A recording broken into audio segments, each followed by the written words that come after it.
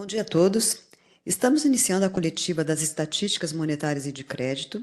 Aqui conosco Fernando Rocha, chefe do Departamento de Estatísticas do Banco Central, que fará uma apresentação e responderá às perguntas. Os jornalistas aqui presentes deverão utilizar o microfone para fazer as perguntas. Os que estão acompanhando online deverão fazer por meio do chat. Peço a todos que, antes da pergunta, se apresente com nome e veículo que representa. Bom dia, Fernando. Bom dia, Sandra. Bom dia a todos. Vamos, então, começar a divulgação das estatísticas de crédito do país para o mês de junho, né? Como a gente sempre faz, as estatísticas de crédito são um conjunto amplo, né, de informações sobre operações de crédito do sistema financeiro, operações de crédito fora do sistema financeiro. Então, nós vamos tratar na sequência daquele indicador sobre o muro inglês, que é a relação entre a dívida contraída nas operações de cartão de crédito rotativo e os encargos que incidem sobre essa dívida, que foram limitados legalmente a 100%. Depois de analisarmos isso, vamos passar para o crédito ampliado do setor não financeiro, que é a estatística de crédito mais ampla, né, que existe no país, e depois vamos dar um foco nas estatísticas de crédito do sistema financeiro nacional, né, avaliando os saldos, a evolução das concessões, taxa de juros, inadimplência e modalidades específicas que foram relevantes no mês, né? Então, com isso, acho que a gente já vai apresentar uma visão bem completa do crédito brasileiro no mês de junho, né?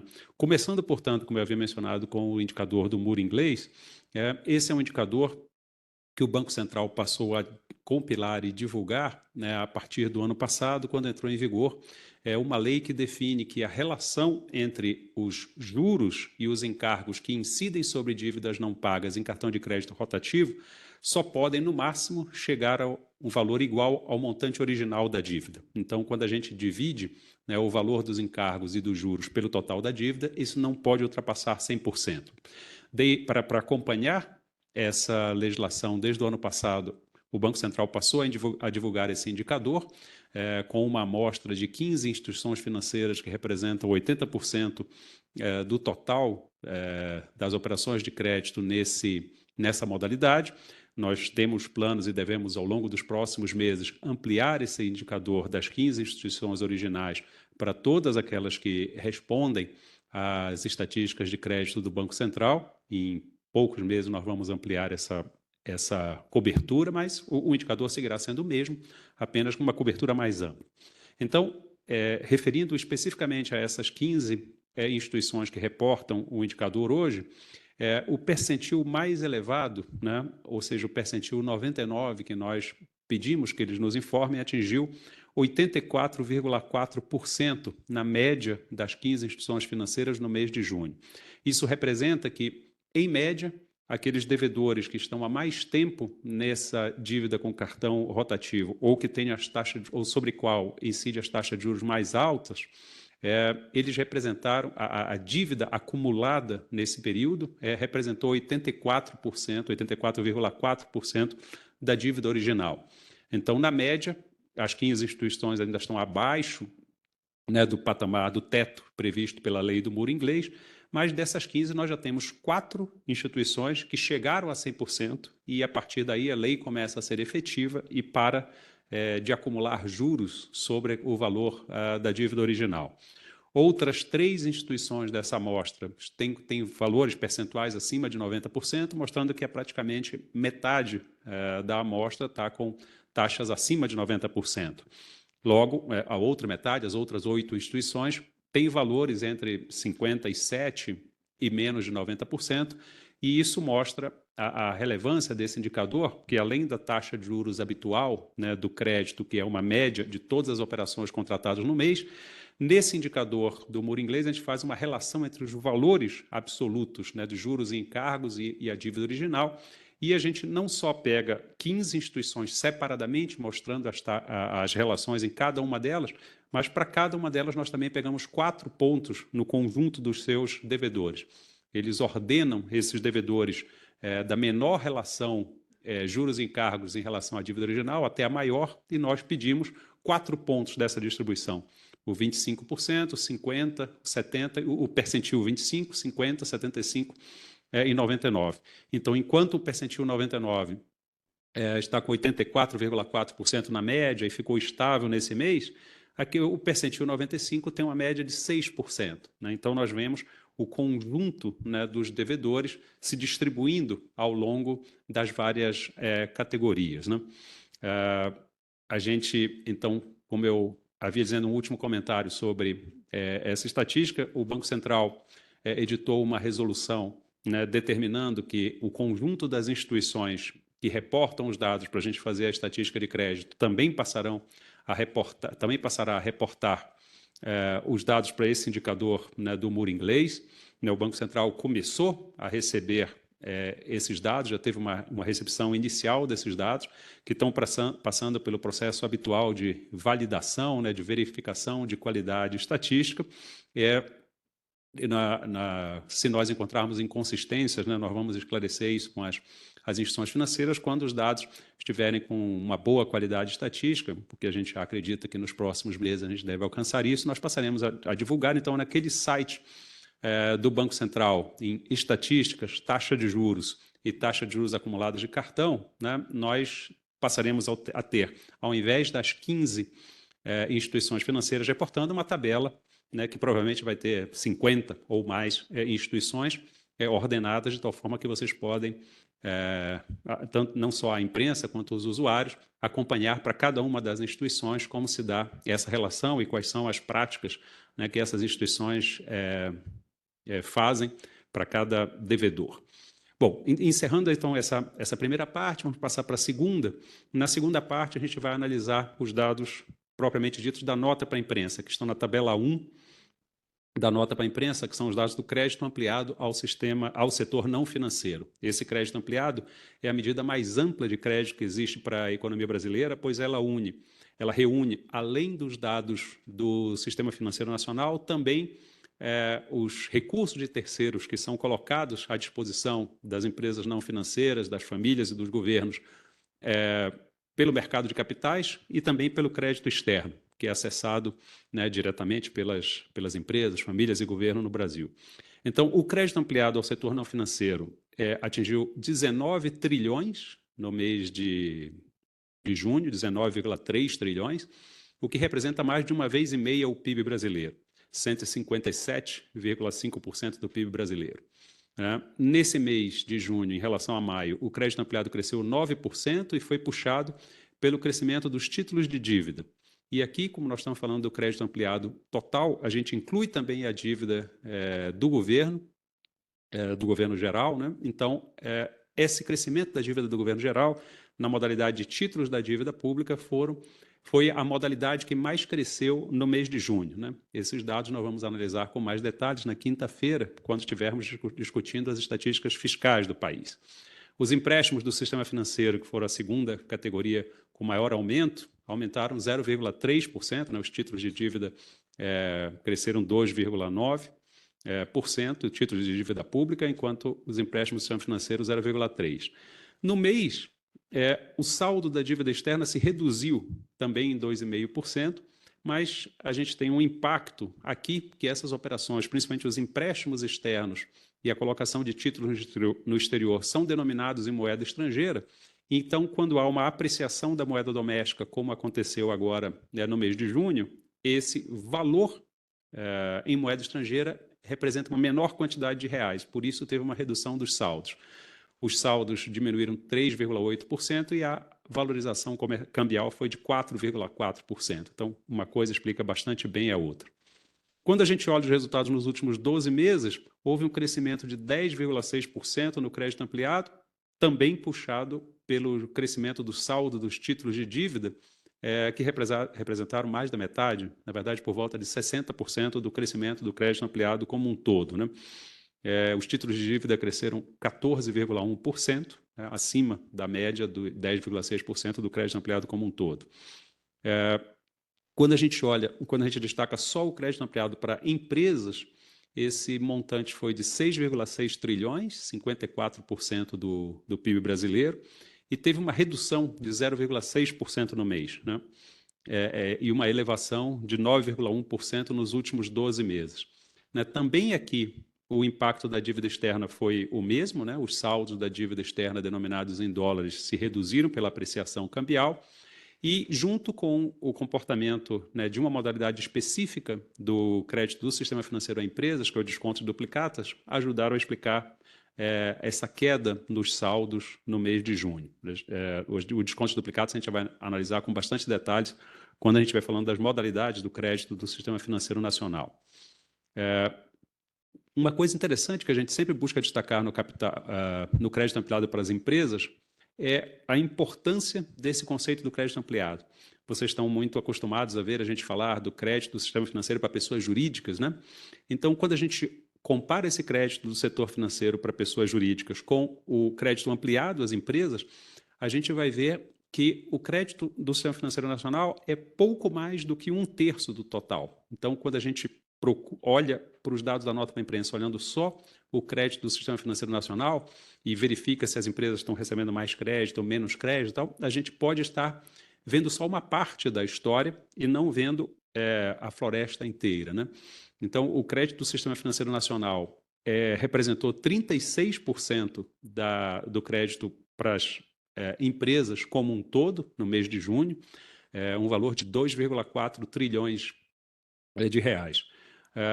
O mercado de capitais privados, incluindo tanto títulos emitidos privadamente quanto títulos securitizados, representaram outro terço desse percentual, exatamente 33,3% ou 2,2 trilhões, uma magnitude bastante similar à do crédito sistema financeiro, e o outro terço disso, né, em grandes números, foi o saldo da dívida externa, que com essa redução no mês ficou em 30,3% do total. Então, quando a gente vai analisar o crédito total para as empresas, a gente tem que ver que 36% é o crédito do sistema financeiro nacional, 33% o mercado de capitais e 30% a dívida externa, né?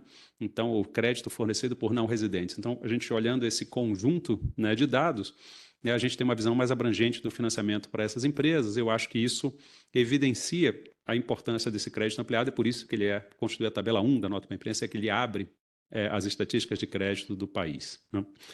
Mas a gente tem relativamente menos informação nesse crédito ampliado do que a gente tem de informação para o crédito do sistema financeiro nacional. Então, daqui para frente, a gente vai detalhar o comportamento desse crédito total, primeiro tratando dos agregados, né, o saldo total de crédito, as principais desagregações entre crédito livre, crédito direcionado, pessoas físicas e pessoas jurídicas, tratando dos saldos, concessões, taxa de juros e inadimplência, e depois a gente vai passar para as principais modalidades do mês, quando eu vou falar lá do desconto de duplicatas, né?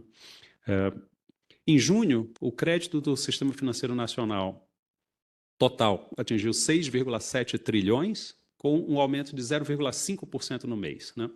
Se a gente divide nas categorias tradicionais, entre crédito livre versus direcionado, crédito à pessoa física e a pessoas jurídicas, o crescimento em cada uma das categorias foi aproximadamente igual, né? O crédito livre cresceu exatamente o 0,5% que cresceu o crédito total, o crédito direcionado cresceu o 0,5% que cresceu o crédito total e o livre 0,4%.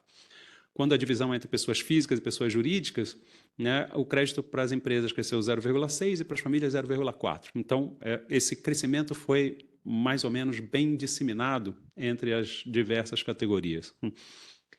Quando a gente olha a outra métrica, que são o crescimento dos saldos em 12 meses, comparando os valores de junho de 25 com junho de 24, a gente vê um crescimento na casa de 2 dígitos, né, de 10,7% no crédito total, mas a gente tem, mais uma vez, bem caracterizado uma desaceleração dessas taxas de crescimento, né?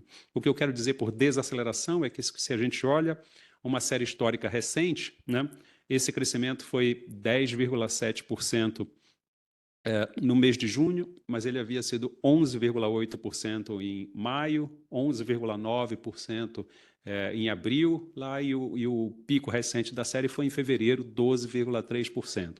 Então, a gente tem, nos meses mais recentes, não é uma tendência muito longa ainda, né, uma desaceleração desses saldos, né?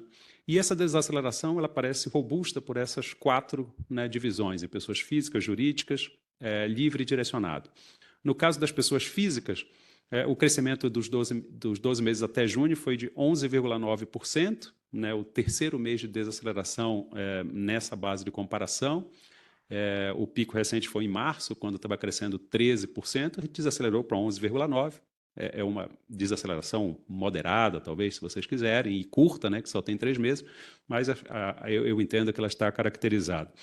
No caso de crédito para pessoas jurídicas, a taxa atingiu 10,9% em maio e agora reduziu para 8,8% em junho.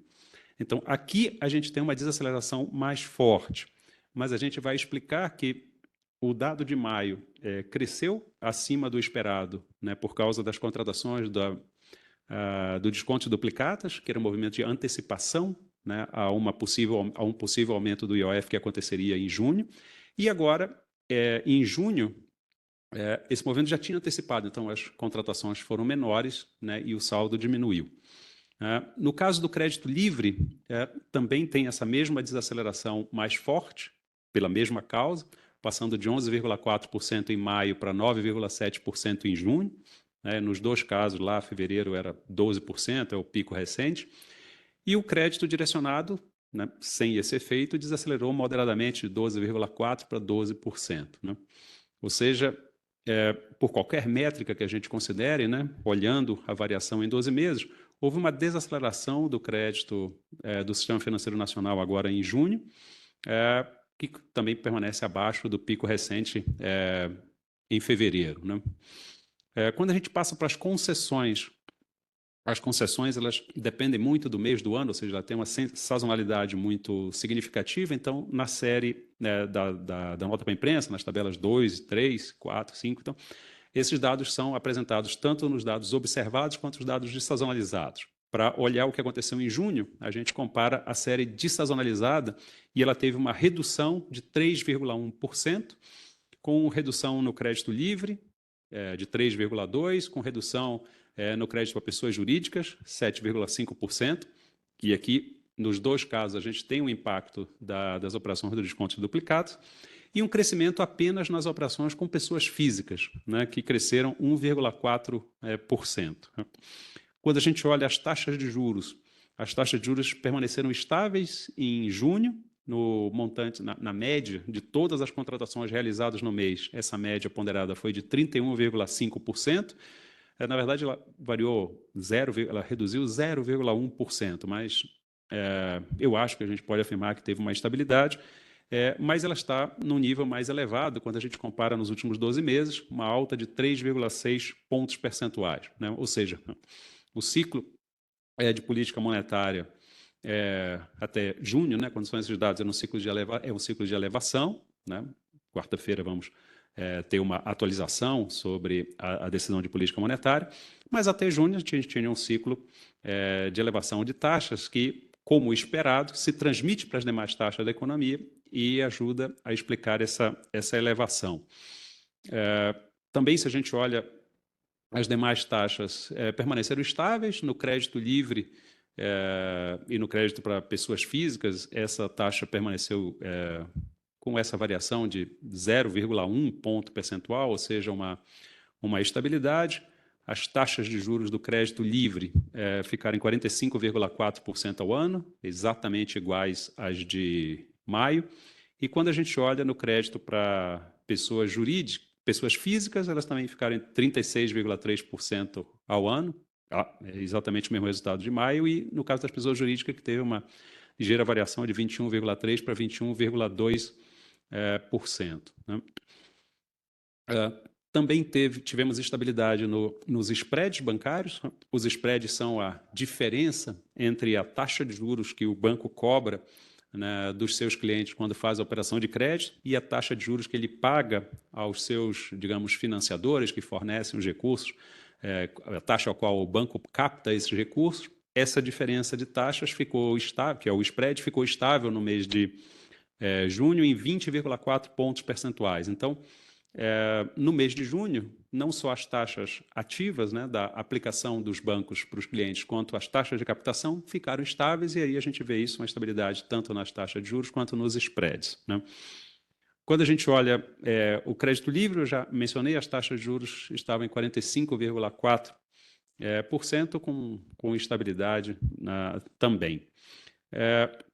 a gente teve uma variação, quando a gente trata de taxa de inadimplência, de 0,1 ponto percentual, uma variação pequena, que a taxa de inadimplência na média das operações do Sistema Financeiro Nacional atingiu 3,5%, e essa variação de 0,1 ponto percentual, só não estou chamando de estabilidade, porque quando a gente olha nos últimos 12 meses, ela teve um crescimento de 0,4, né? Então, ela está, no mês de junho, entre alguma coisa como estável, uma pequena variação, um pequeno aumento na margem. O crédito livre também teve essa mesma variação de 0,1 ponto percentual, chegando a 0,5%, a 5% na taxa de inadimplência, um crescimento de 0,5% nos últimos 12 meses, bastante próximo das variações que a gente viu para a inadimplência como um todo, né? Quando a gente divide entre pessoas jurídicas e pessoas físicas, né, o mesmo cenário, pessoas jurídicas teve uma taxa de inadimplência de 2,4% em junho, igual a de maio, pessoas físicas uma taxa de 4,3% em junho, 0,1 ponto percentual acima de maio, então nada muito significativo aqui, ao meu ver, né? Passando para as modalidades, eu acho que a questão mais relevante é o desconto de duplicatas. O desconto de duplicatas é uma modalidade não só relevante pelo montante dos créditos, o saldo, né, o volume de crédito oferecido nessa modalidade, mas porque ela tem uma característica sazonal bastante bem estabelecida. Todos os meses que são final de trimestre, né, março, junho, setembro e dezembro, há uma concessão muito elevada e um aumento nos saldos, né? Esse é o efeito sazonal e, por consequência, no mês seguinte, né, o primeiro mês do trimestre seguinte, esses saldos se reduzem e as concessões caem, né, quando a gente compara com o mês anterior. Então, essa sazonalidade é esperada para essa modalidade, e a gente viu o oposto dessa sazonalidade no mês de junho, né? Rapidamente, para lembrar vocês o que aconteceu, no final de maio, no dia 22 de maio, houve um decreto presidencial que instituiu o imposto sobre operações financeiras para várias modalidades, incluindo uma que no decreto chamava risco sacado. Esse risco sacado, nas estatísticas de crédito, está incluído, é uma, digamos, submodalidade, está dentro das operações de descontos duplicadas. Então, essa operação passaria a incidir um imposto a partir de 1º de junho. Portanto, entre 22 de maio, ou 23 de maio, né, o dia seguinte, e 1º de junho, houve um aumento muito significativo da demanda das empresas, né, usuárias dessa modalidade de crédito, para antecipar e pegar o crédito sem imposto. Essa demanda foi sancionada pelos bancos, e isso a gente viu nas estatísticas do mês passado. Então, quando o padrão sazonal imaginaria ter assim, uma estabilidade, um pequeno crescimento, a gente teve um crescimento muito forte, né, em maio. Bom, essas operações efetivamente começaram a ser... o IOF dessas operações começou a ser cobrado em 1º de junho, até que no dia 11 de junho, né, teve um novo decreto que retornou as alíquotas para o mesmo valor de IOF antes, revogou uma parte da alíquota sobre o risco sacado, até que no dia 26 de junho, um decreto legislativo sustou o decreto presidencial e, portanto, acabou com o IOF para aquelas modalidades, né? Então, aí nós cobrimos o mês de junho. Então, o mês de junho ele começou com o imposto nessa modalidade, que foi reduzido em meados de 11 de junho e eliminado dia 26. Então, ao longo do mês, que é o que nós estamos tratando nesta nota, uma boa parte do mês ainda teve algum imposto, e como as empresas já tinham antecipado, o que a gente teve foi uma redução, né, dos saldos e nas contratações de crédito. Seguindo a isso, né, escapando do período coberto nesta nota agora, no dia 17 de julho, todos vocês viram, teve uma decisão do Supremo Tribunal Federal sobre o IOF, que reestabeleceu o nível do IOF pretendido no decreto presidencial, mas não incluiu o risco sacado nessas modalidades, né? Então, no mês de julho, a gente vai ter provavelmente o mês inteiro, né, considerando a parte do decreto legislativo e a decisão do STF, sem IOF sobre essa modalidade. Então, considerando essas decisões, né, houve uma redução nos saldos da modalidade de descontos duplicatas em 1,9% no mês e um desconto mais forte quando a gente trata das concessões. Comparando junho com maio, as concessões caíram um quarto, né, 24,4%. Mas aí, só para lembrar, em maio houve um aumento de 6% nos saldos e de 22,4% nas concessões. Então, parece bastante claro esse movimento de antecipação. Maio, que era um mês onde a gente esperava mais estabilidade, teve crescimento muito forte. E aqui, junho, onde a gente esperava, pelo padrão sazonal, né, um crescimento forte, ele já tinha sido deslocado para maio, não houve esse crescimento. Né? Então, as razões são essas, e como essa modalidade é bastante significativa no seu padrão sazonal, né, ela impactou, né, os agregados, seja o crédito PJ, seja o crédito livre, né, digamos assim, em maio, acelerando o crescimento e agora, né, desacelerando. As taxas de juros aumentaram 2,1 ponto percentual ao mês, né? Isso é um movimento que a gente sempre vê naquele mês que inicia o trimestre seguinte, quando tem uma diminuição nas concessões e uma piora relativa do pool de credores, né, de devedores, né? Então, aconteceu isso agora em junho, né? Um aumento de 2,1 ponto percentual no mês, a taxa de juros chegou a 21,4%. Mas não houve impacto na inadimplência. A inadimplência, claro, precisa mais tempo, né? Esses saltos recentes não tendem a ser contemporâneos com o impacto na inadimplência. Ela ficou em 0,6%, uma inadimplência bastante baixa nessa modalidade. A outra modalidade para tratar aqui sobre pessoas jurídicas é o capital de giro. Ele cresceu 0,9% no mês, 6,4% nos últimos 12 meses, puxado pelas operações de capital de giro de curto prazo, que cresceram 3%. Essas expansões estão um pouco acima do que a gente tinha visto no capital de giro nos meses anteriores. E uma possibilidade para explicar por que o capital de giro, principalmente de curto prazo, mas também o de longo, cresceu acima, né, do esperado, é que durante o período em que estava incidindo o IOF sobre essa operação de risco sacado, eventualmente uma parte das empresas já tinham antecipado esses valores, ok, mas eventualmente outra parte buscou novas modalidades, uma possibilidade eles terem buscado as operações do capital de giro, né? Por exemplo, outra modalidade que teve uma queda em junho e que pode estar vinculada também ao IOF no risco sacado é a antecipação de faturas no cartão, que caiu 3,3% no mês, né? Esse aumento de saldos do capital de giro acima do esperado também se manifestou nas concessões. As concessões cresceram 32,3% no mês. O capital de giro de curto prazo cresceu 43%, o de longo prazo 26%. São crescimentos bastante fortes, né? E que essa hipótese de algumas empresas terem, digamos assim, trocado de modalidade, especificamente nesse mês, né, parece fazer sentido. As taxas de juros aumentaram ligeiramente para as operações de capital de giro, 0,2 ponto percentual, chegaram a 23,7%, e não teve impacto na inadimplência, que, na verdade, reduziu 0,1 ponto percentual, está em 4,1%. Né? Passando para as operações do crédito para pessoas físicas, né? Acho que o principal ponto a comentar aqui com vocês são as operações do crédito consignado. A gente tem 3 modalidades do crédito consignado: o crédito para servidores públicos, o crédito para beneficiários do INSS e o crédito para o setor privado. E essas 3 modalidades, embora estejam agregadas todas no crédito consignado, tiveram comportamentos, né, distintos, que vale a pena comentar cada uma delas, né? Quando a gente soma as 3, o saldo ficou estável, ou seja, o saldo do crédito consignado não cresceu no mês, mas isso foi bastante influenciado pelo comportamento do crédito para beneficiários do INSS. O saldo das operações de crédito consignado para beneficiários do INSS se reduziu em 1,1 ponto percentual. E, muito possivelmente, a continuidade, né, daquelas mudanças que aconteceram no processo de concessão do crédito consignado, né, a verbação de novos descontos de empréstimo.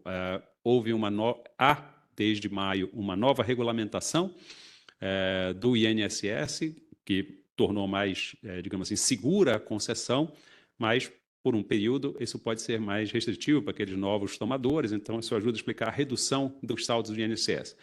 Por outro lado, o crédito consignado para o setor privado está impactado pela nova modalidade, que é o crédito ao trabalhador, então cresceu 2,6%, né?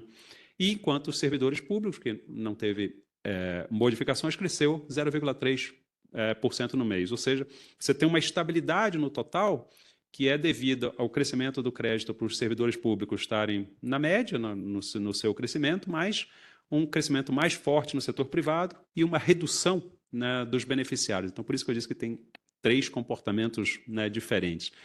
No caso do crédito ao trabalhador, essas operações chegaram no maior saldo da série histórica do Banco Central, chegaram a 46,4 bilhões de reais.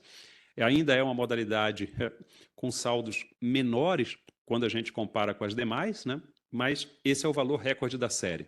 Para vocês terem uma ideia, o crédito consignado ao trabalhador do setor privado está em 46,4 bilhões de reais, mas o crédito consignado a beneficiários do INSS é 282 bilhões e dos servidores públicos 376 bilhões. Então são magnitudes muito grandes, mas não obstante isso, o crédito consignado ao setor privado está no recorde da série, né? Quando a gente olha as concessões, a gente tem até um quadro melhor dessa diferença entre as submodalidades que eu estava falando. No caso do INSS, se a gente olhar as concessões, elas estão na tabela 11 da nota para a imprensa.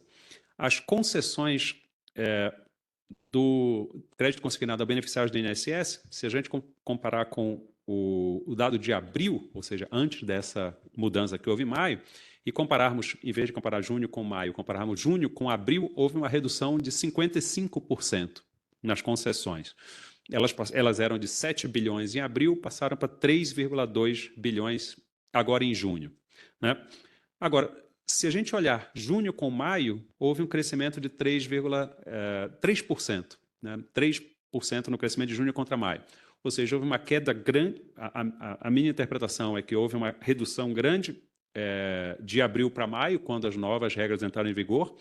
E, embora tenha crescido de maio para junho, 3%, ela está em outro patamar. Antes a gente tinha um patamar de 7 bilhões, ou eventualmente acima disso, né? Nós tivemos, por exemplo, em janeiro, contratações do consignado de 9 bilhões, 9,7 bilhões, provavelmente seu efeito aumenta o salário mínimo, aumenta também o piso da Previdência, libera margem consignada, então a gente deve esperar concessões maiores, mas 8,8 bilhões em fevereiro, 8,2 em março, 7 bilhões em abril, e ela baixou desse patamar para o patamar de 3 bilhões.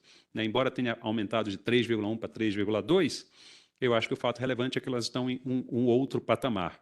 Mesmo quando a gente olha em 12 meses, também há uma redução de 9,3%. Né?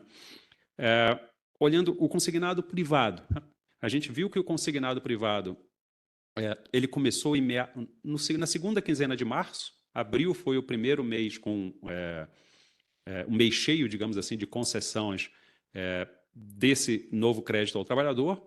As concessões, portanto, tiveram um pico de 5,6 bilhões lá em abril. Em maio, elas se reduziram para 3,1 bilhões, né, uma queda de 45%. E em junho, elas se reduziram novamente para 2,6 bilhões, uma queda de 16,2% em relação a maio. Então, a gente teve, no início do programa, uma demanda muito grande, né? As concessões mais do que dobraram quando passaram de março para abril, e depois essas concessões vêm se reduzindo. Né? Ainda não temos como saber, né, se elas vão se estabilizar em algum momento, né? Elas estão ainda muito maiores do que eram antes, né, do programa Crédito ao Trabalhador. Antes a gente tinha alguma coisa como 1,5, 1,7 bilhão, agora tem 2,5, né? É um aumento significativo, mas 2,6, mas a gente ainda precisa de mais tempo para ver quando essas taxas, essas concessões vão se estabilizar. Só lembrando que esse programa ainda continua se desenvolvendo em termos da sua regulamentação. Em junho, a gente começou a ter portabilidade interbancária, né, dessas operações, e ainda precisa ser operacionalizado a garantia desse consignado com os saldos no FGTS, né? Então, a gente tem essa redução na série, nos meses recentes. O valor ainda é muito maior do que era antes do crédito ao trabalhador e ainda temos mudanças, né, para surtirem efeito nas concessões. As taxas de juros do consignado reduziram 0,4 ponto percentual no mês de junho, estão em 26,3% na média. Agora, o consignado ao setor privado teve uma elevação de 0,7 ponto percentual e chegou a 56,3%, né? Mostrando a diferença de garantia percebida nessas operações, porque elas estão bastante acima da média e das outras duas modalidades do consignado. Não houve novidade na inadimplência, elas permaneceu estável no caso das operações de consignado, né? 2,4%. O outro lado da moeda, as operações do não consignado, elas também continuam em expansão, cresceram 0,4% no mês, 20% nos últimos 12 meses. As suas taxas de juros também subiram 4,2 ponto percentual e chegaram a 108,6% ao ano, em média, das operações concedidas em junho. Essa comparação entre os 108,6% com o consignado, que tem média de 26,3%, ou mesmo com o consignado privado, com média de 56,3%, mostra a importância de operações de crédito com boas garantias para reduzir, né, o risco do cliente e impactar a taxa de juros. Acho que a comparação das modalidades consignadas e não consignadas mostram bem essa diferença. Por fim, um último comentário sobre modalidades, sobre o cartão de crédito. O cartão de crédito aumentou os seus saldos 0,3% no mês, basicamente em função do crescimento das operações do cartão à vista, que cresceram também 0,3% ao mês, mas pela diferença de magnitudes, o cartão à vista respondeu por 3/4 do crescimento total dos saldos do cartão de crédito, mas teve aumento também nos saldos do rotativo, que cresceram 2,1%, né? Uma coisa esperada, se a gente tem um crescimento constante, permanente nos saldos do cartão à vista, uma parcela disso, em geral, não é paga e passa para o cartão rotativo, que gera crescimento nos saldos lá também, né? As taxas de juros desse cartão rotativo até se reduziram no mês, mas continuam em 441,4% ao ano, ou seja, são operações de curto prazo, emergenciais, sem garantias, em que, basicamente, a meu ver, é como se o cliente já começasse a operação inadimplente, porque ela não pagou integral ou parcialmente sua fatura de cartão. Tem taxas elevadíssimas e a recomendação é sempre para os clientes evitarem ao máximo possível usar essa modalidade de crédito, que ela tem taxas proibitivas e condições muito piores do que as demais modalidades de crédito existentes no mercado, né? Então, se as condições econômicas, o planejamento financeiro não puderem evitar, né, entrar no cartão de crédito rotativo, a recomendação é buscar a sua instituição financeira ou outra instituição financeira e fazer portabilidade, sair dessa modalidade, né, o mais rápido possível, porque existem outras com melhores condições de prazo e taxas muito mais baixas, né? Um último comentário, já fora dos indicadores de crédito, a gente faz um cálculo do endividamento das famílias e do comprometimento de renda das famílias com as operações de crédito e as taxas de juros. O endividamento das famílias atingiu 49% no mês de maio, é um aumento de 0,1 ponto percentual no mês, e o comprometimento de renda das famílias chegou a 27,8% também em maio, também com uma alta de 0,4 ponto percentual. Enquanto o endividamento das famílias é uma relação entre a renda anual da família e o total da sua dívida junto ao sistema financeiro, quando a gente trata de comprometimento de renda, a gente está falando de uma estimativa da renda mensal da família com o que ela está pagando da sua dívida, a parcela de principal e de juros que ela paga naquele mês. Então, essa relação entre o quanto a família, isso é um agregado macroeconômico, né? Quanto a família ganha no mês e quanto ela está pagando na instituição financeira, seja parcela de principal ou de juros, chegou a 27,8%, e como esse valor cresceu no mês, esse 27,8% é o segundo maior valor da série histórica calculada pelo Banco Central. O maior valor está em maio de 2023 e foi 27,9%, né? Então está próximo desse maior valor da série. Bom, com isso eu encerro os pontos que eu havia planejado para trazer aqui para vocês. Passo a palavra para a Sandra para ela organizar as perguntas do jornalista. Muito obrigado.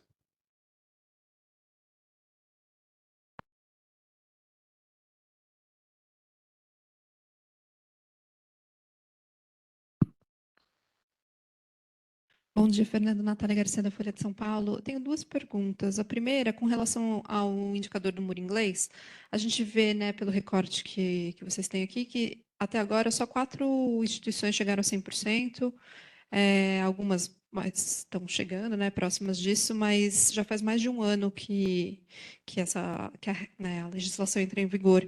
Eu queria uma análise sua, se é um indicativo de que pouco ou nada mudou estruturalmente no mercado.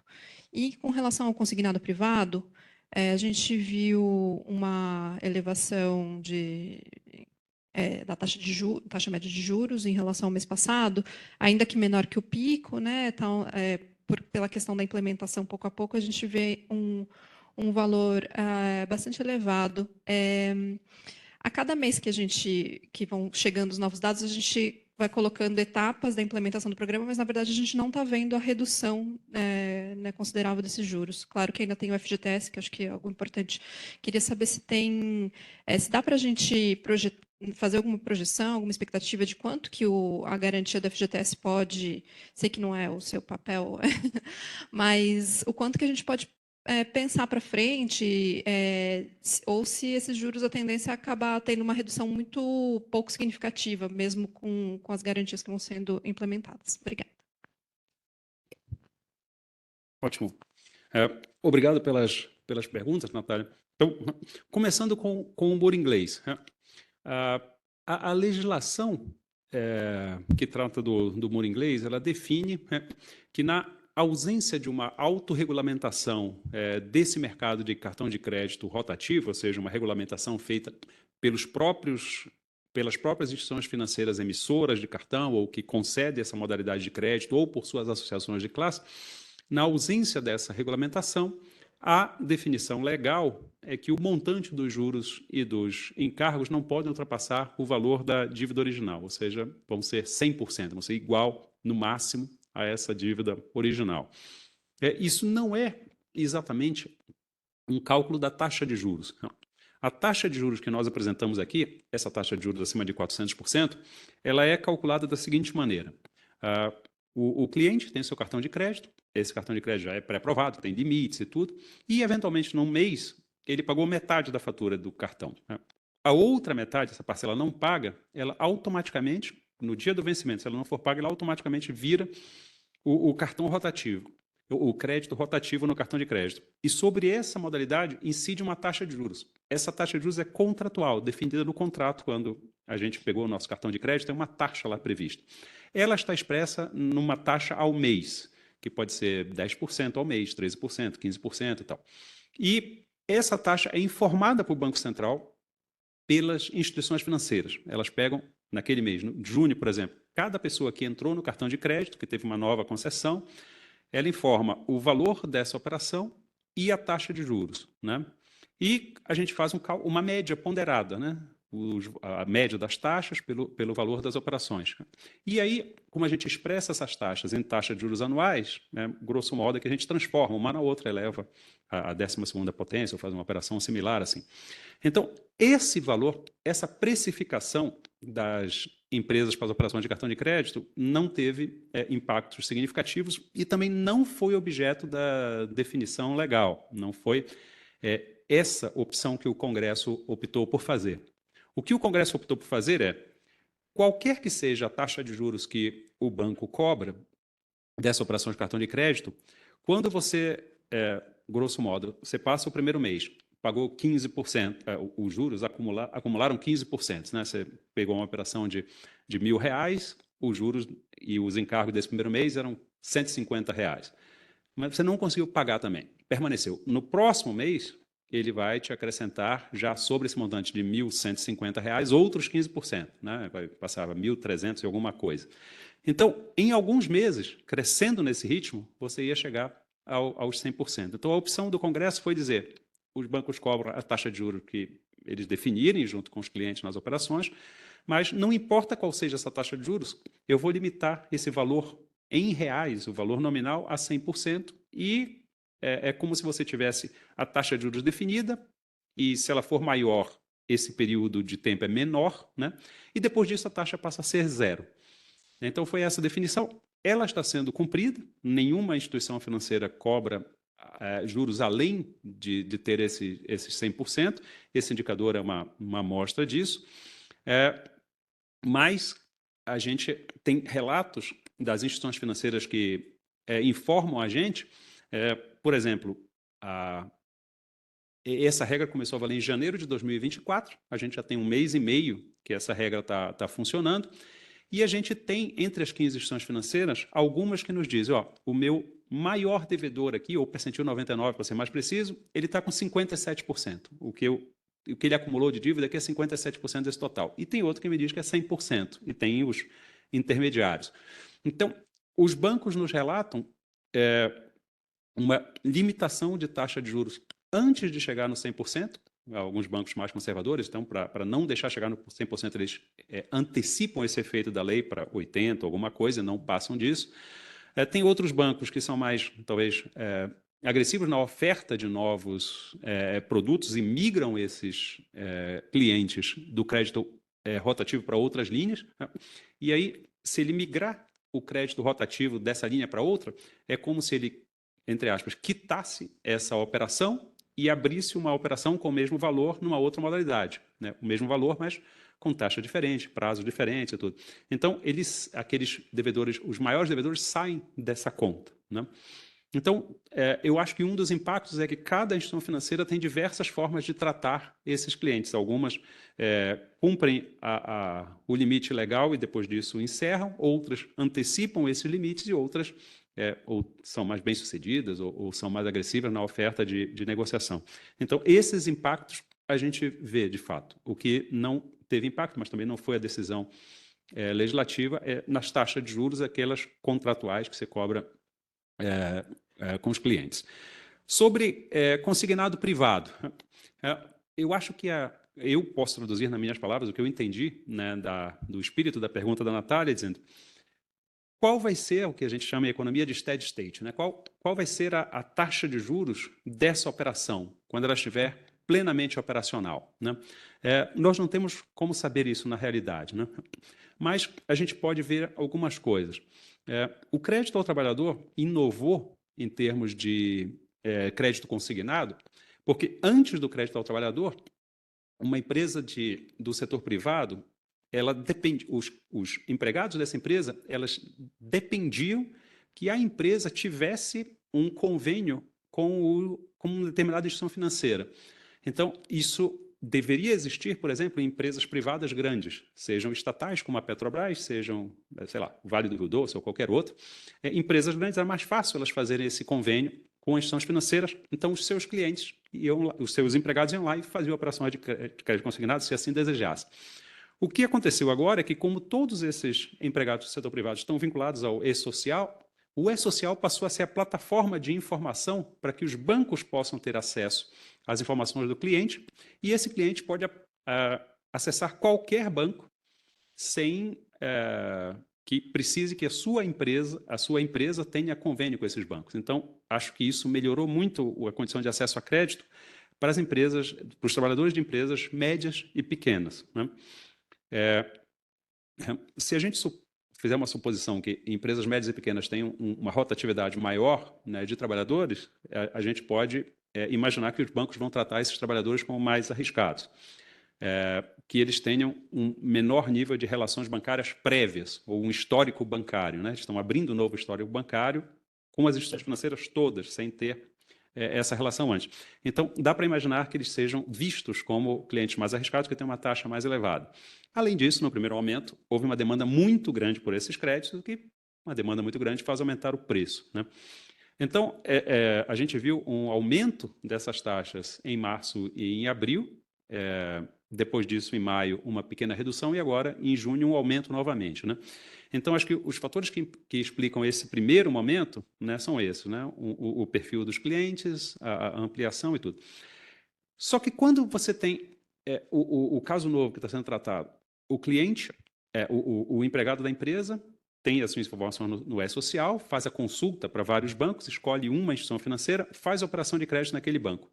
Aquele banco não tem ainda propriamente uma consignação igual que se tinha anteriormente com um convênio com a empresa. É claro, ele passa a ter essa consignação, mas se tiver uma rotatividade mais elevada, essa rotatividade pode tornar um pouco menos eficiente essa garantia que ele tem. A proposta do governo, até onde eu consegui entender, é que você faça essa consignação, digamos, primeiro no próprio contra-cheque do trabalhador com a empresa, mas se tiver uma rotatividade e ele for demitido, essa consignação também possa acontecer nos saldos do FGTS, que com a demissão ele vai conseguir sacar. Então, dessa forma, se imagina que essa garantia se torne mais efetiva, porque ele tem 2 níveis de garantia no próprio contra-cheque da empresa e, se eventualmente ele for demitido, tudo nos saldos do FGTS. Então, isso é um fator que tende, de fato, a diminuir o risco percebido e tende, de fato, a diminuir a taxa de juros. Esse outro fator de portabilidade das operações, que começou a valer em junho, a tendência é que ele aumente a concorrência, né? Então, aumentar a concorrência e melhorar as garantias são 2 patamares que devem contribuir para a redução dos juros. Agora, a gente não tem como saber ainda qual vai ser, eu não tenho estimativas, né, de qual será esse efeito quando ele for feito plenamente, né, e nem quando vai ser feito isso. Sandro?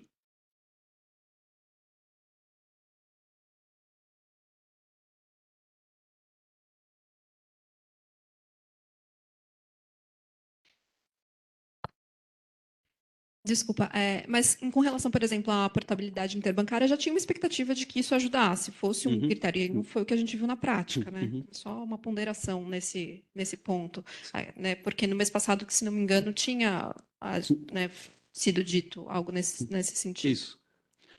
A portabilidade, ela começou em junho mesmo, né? 6, né? Isso. Pois é, quando a gente olha a média das taxas, a gente viu uma variação para cima de maio a junho. Então, talvez seja o caso de... o que aconteceu no dia 6 de junho, a gente tende a dizer assim, começou a portabilidade, né? Mas, a rigor, essa, digamos, portabilidade foi admitida, possibilitada operacionalmente ou por meio da regulamentação e tal, e pode ser que as instituições demorem um pouco de torná-la efetiva e tal. Nós não vimos o impacto disso nas taxas no mês de junho.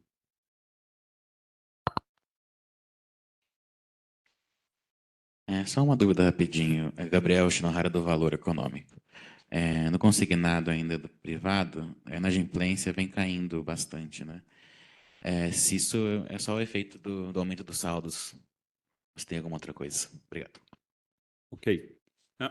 É uma excelente pergunta, porque mostra um ponto importante de como funcionam as estatísticas, né? Uma operação foi contratada hoje, né? Para ela virar inadimplente, é preciso que o devedor não pague as prestações mensais, né? Em geral, a regra era assim, depois de 90 dias, quando ele atrasa esse pagamento, ela se torna inadimplente. Hoje a regra é um pouco mais flexível, né? A instituição financeira pode definir quando considera que o cliente está inadimplente. Mas vamos pegar alguma coisa de 90 dias.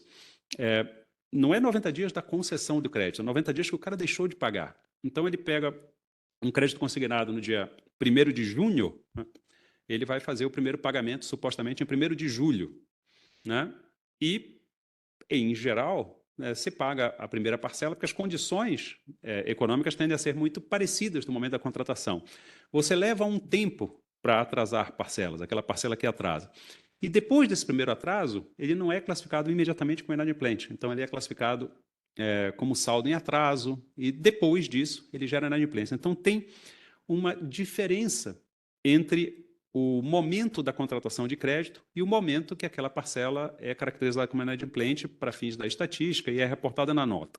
Então, o que o Gabriel pegou corretamente é que, quando você tem concessões muito fortes de uma determinada modalidade, e aí a gente, lembrando, tinha concessões abaixo de 2 bilhões por mês, elas passaram para 5,6 bilhões em abril, 3,1 bilhões em maio e 2,6 bilhões em junho. Ou seja, mesmo com a queda, estão muito acima do que era antes. Então, você teve concessões muito fortes, todas essas concessões se transformam em saldo, quando a gente apura os dados do final do mês. Então, o saldo cresceu muito. A inadimplência é a relação entre aquela parcela que não pagou a sua prestação e o saldo total. Como o saldo total cresceu muito e ele ainda demora vários meses para uma parcela desse saldo virar inadimplente, o primeiro efeito desse aumento do denominador é que a inadimplência diminua. Então, acho que esse é o ponto que o Gabriel pegou corretamente. Se a gente olhar a inadimplência que está na tabela 20, a inadimplência do crédito pessoal consignado para trabalhadores do setor privado chegou a ser, no começo do ano, 7,9%, e agora em junho está em 6,4%. Né? Tem sim esse efeito das concessões mais fortes, do crescimento do saldo, né?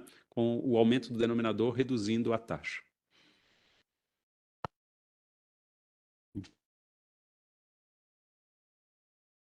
Bom dia, Cícero Cotrim, da Broadcast. Tenho duas perguntas rápidas. A primeira, com a queda do IOF sobre as operações de risco sacado, é de se esperar que os descontos de duplicatas voltem ao padrão sazonal já em julho? Ou seja, aquilo que foi antecipado já foi revertido agora em junho, basicamente isso.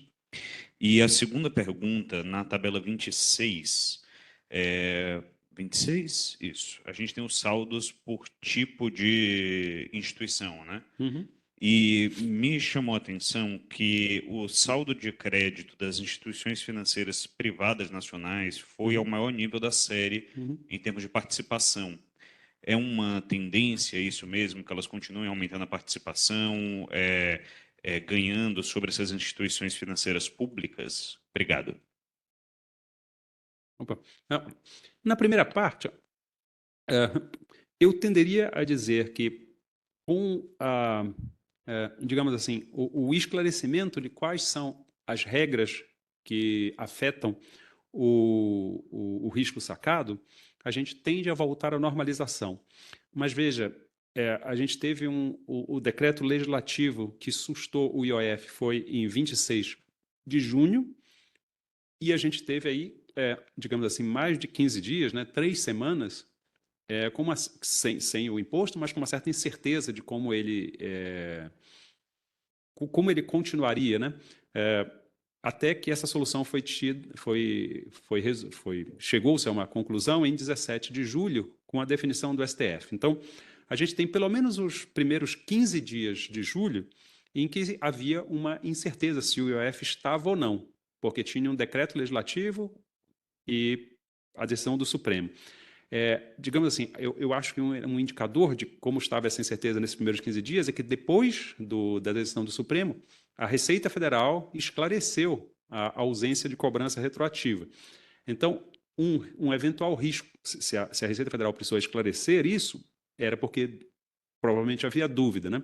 Então, uma empresa está lá, eu vou pegar essa operação de crédito, né? Essa linha de descontos duplicatas, né, na nota para a imprensa, ela tem uma taxa de juros por volta de 20% ao ano.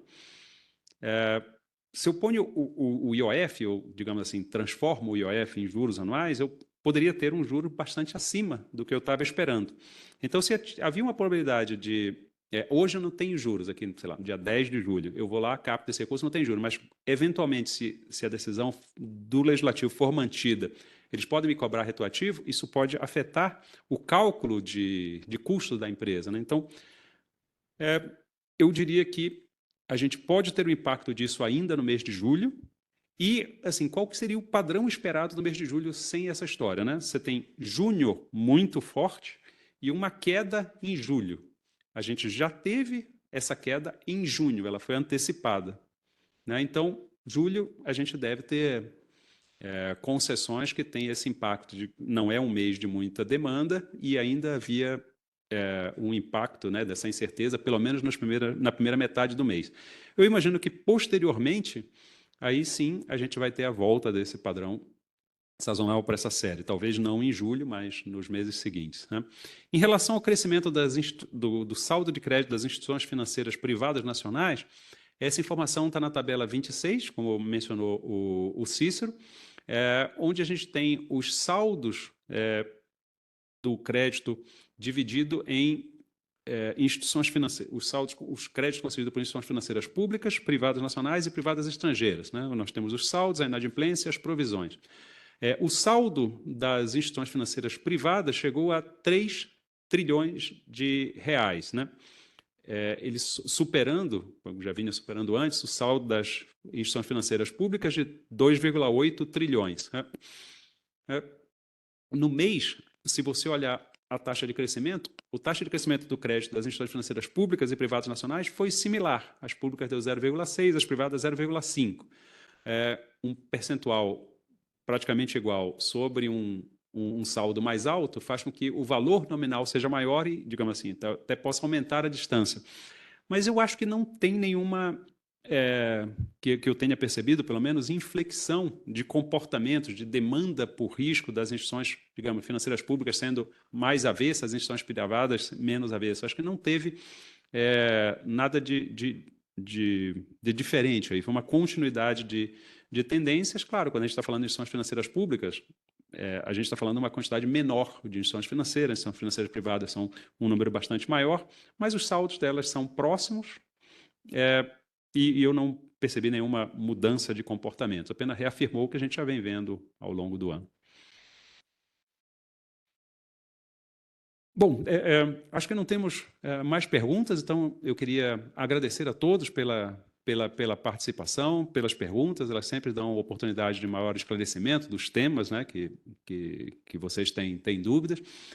Queria agradecer, então, a presença e convidar a todos para estarem aqui na quinta-feira desta semana, às 10h30, quando nós vamos fazer a divulgação das estatísticas fiscais e, com isso, encerramos o ciclo de divulgação de estatísticas do mês de junho. Muito obrigado. Até mais.